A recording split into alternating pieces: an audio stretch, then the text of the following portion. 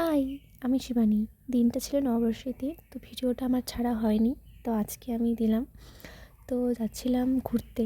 নববর্ষের দিন তো ঘোরাঘুরি হয়ই। আর এই যে দিদিরা আর এখানে বোন আর কাকিমুনিও ছিল, তো সবাই মিলে ঘুরতে যাচ্ছিলাম।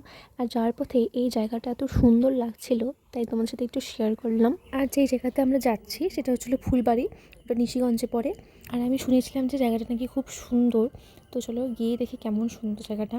আর এই যে পৌঁছে গিয়েছে সবাই, তো ভেতরে গিয়ে চলো তোমাদের দেখাই কেমন জায়গাটা। আর এই যে হলো জায়গাটা।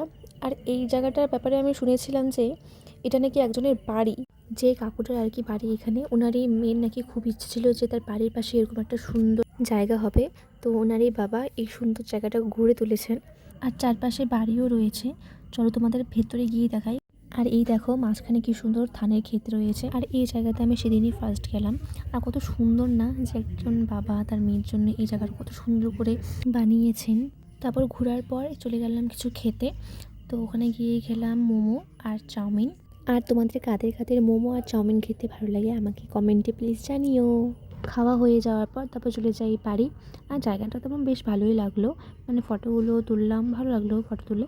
তো এসে পড়েছি বাড়ি, তো দেখা হচ্ছে পরের ভিডিওতে। বাই।